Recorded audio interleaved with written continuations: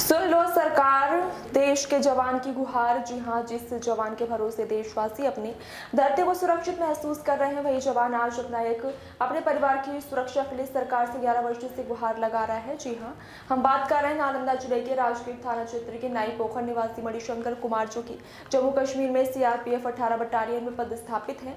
उन्होंने नाराजगी जाहिर करते हुए कहा कि बहुत दुख की बात है कि आज हम अपने परिवार की सुरक्षा के लिए 11 वर्षों से जिला प्रशासन सरकार से विनती कर रहे हैं, लेकिन सरकार के निर्देश के बावजूद जिला प्रशासन ना तो पुलिस को बल मुहैया करा रहा है, न ही हथियार का लाइसेंस दिया जा रहा है, जिससे कि जवान परेशान हो रहे हैं।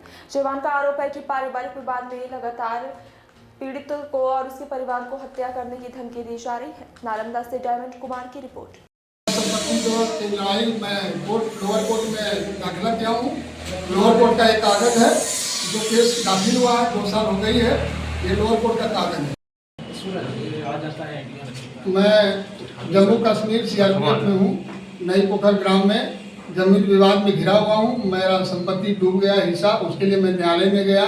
न्यायालय में हमने मुकदमा की, उसमें टोटल 49 लोग हैं जमीन लिखवाने वाले, और गैर तरीके से अवैध तरीके से ज़मीन को कब्जा कर लिए और हमको धमकियां दे रहे हैं। और मैं कश्मीर में देश की सुरक्षा करूं कि मैं अपनी सुरक्षा करूं कि मैं अपनी बाल बच्चा की सुरक्षा करूं, इसी पर्पज़ से हमने गृह मंत्री को आवेदन दिया, हमने डायरेक्टर ऑफ जनरल को आवेदन दिया, मुख्यमंत्री बिहार सरकार को आवेदन दिया, आईजी को आवेदन दिया, और क्या नाम है डीआईजी को दिया, और पटना क्या नाम है डीएसपी राजगीर को दिया, एसपी नालंदा को दिया, डीएम को दिया, उसके बाद राजगीर थाना को दिया। इसके बीच में मैंने सुरक्षा की गुहार लगाई कि मेरे शरीर बॉडी की सुरक्षा, मेरे बाल बच्चों की सुरक्षा का बिहार सरकार जिम्मा ले, लेकिन किसी प्रकार की अभी कोई मदद हमें नहीं मिली है।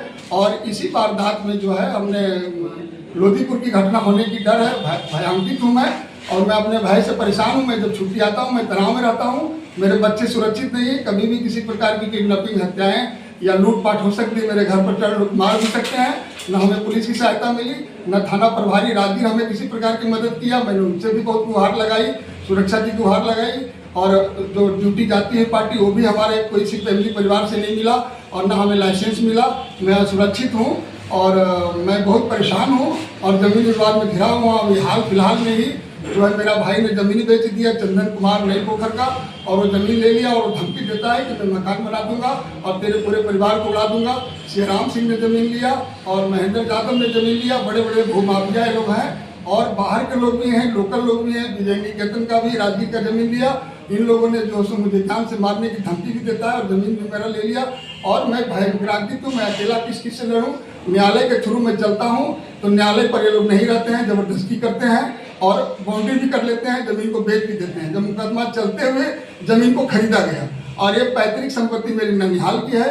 मेरी नानी ममानी जो मुझे संपत्ति लिखी है, मेरी माता जी डेथ कर गई है, मेरी माता जी के नाम से सर्वे है, मेरे नाना के नाम से सर्वे है, और क्या नाम है पूरा लगान है, रसीद है, और सारा कुछ मेरा ही है। और दिलबोध सिंह जो 1934 में डेथ कर गए और उसको कहीं प्रॉपर्टी में हिस्सा नहीं है, और उस प्रॉपर्टी को लेने के लिए फर्जी मुकदमा कर हड़पने के लिए कोटगांव के वासली के लोग जो है, भूषण सिंह का परिवार, उमेश सिंह है, और वो लोग जो है तो राजगीर में आके अपना सांप्रदायिक गुंडा बनाते हैं और हथियार रखते हैं और धमकियाँ देते हैं।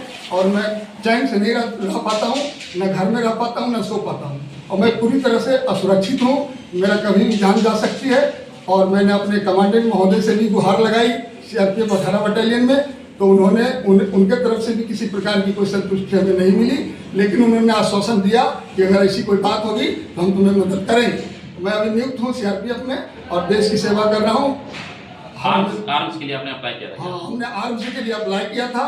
2013 से मुकदमा लड़ रहा हूँ। कमिश्नर जो है दिशा निर्देश दिए कि लाइसेंस इनको दिया जाए, और फिर मैंने हाईकोर्ट किया। हाईकोर्ट में भी हमारी गुहार लगाई लाइसेंस के लिए, तो उसमें हाईकोर्ट से भी सपोर्ट आया कि इनको लाइसेंस दिया जाए, और थाना प्रभारी वगैरह जांच करके भी भेजे कमिश्नर को। और इस तरह से मैंने डीएम से भी मिला 2 बार, और एसपी से भी मिला। सब लाख से हमारी एप्लीकेशन को ढकेल देते हैं, हमारी को वैल्यू नहीं करते हैं, बोलते हैं तो देश का एक फौजी है, एक सिपाही है, इसकी क्या वैल्यू है, और कोई हमारा रिवेट नहीं करता है।